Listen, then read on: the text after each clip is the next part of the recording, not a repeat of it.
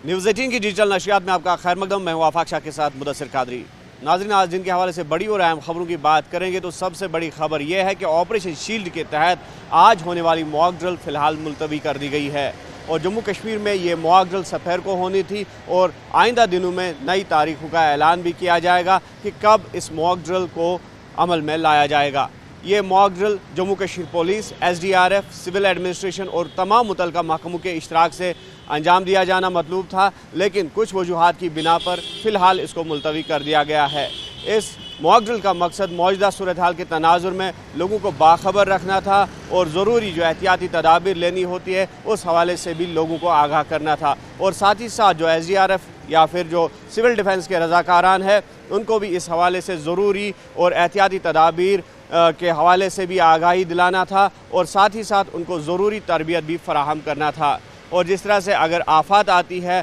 कुदरती आफात जैसे अर्थक्वेक्स यानी कि भूचाल, ज़लज़ले या फिर आग या फिर सैलाब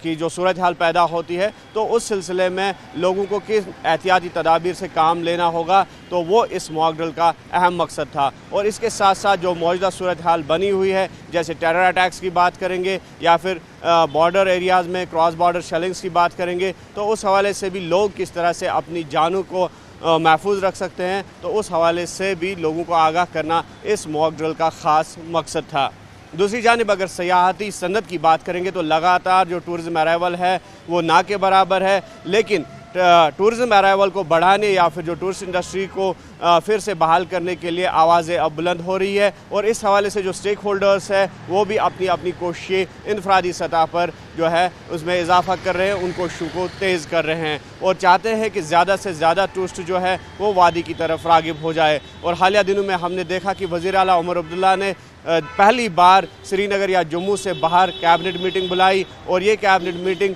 जो मशहूर सयाहती मकाम पहलगाम है वहाँ पर मुनक़द की गई और वहाँ पर जो टूरिस्ट स्टेक होल्डर्स थे या फिर जो फार्म टूर से वाबस्ता अफराद थे तो उनसे भी वज़ीर आला ने मुलाकात की।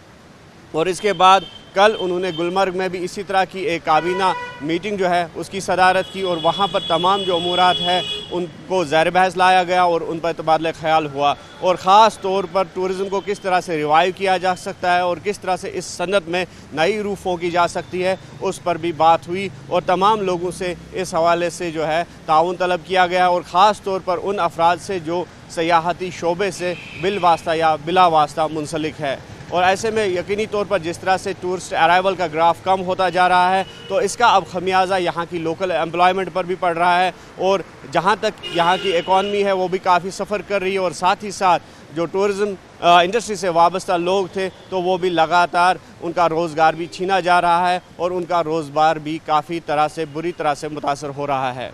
और साथ ही साथ अगर मौजूदा सूरत हाल की बात करेंगे तो इसका जायज़ा लेने के लिए एक 18 मेंबर का जो डेलीगेशन था, कश्मीर सॉलिडेरिटी डेलीगेशन, तो उन्होंने अपना दौरा मुकम्मल कर लिया है और ये 18 मेंबरान पर मुश्तमिल एक ग्रुप है जो कि महाराष्ट्र, वेस्ट बंगाल, गुजरात समेत कई दीगर रियासतों के सिविल सोसाइटीज़,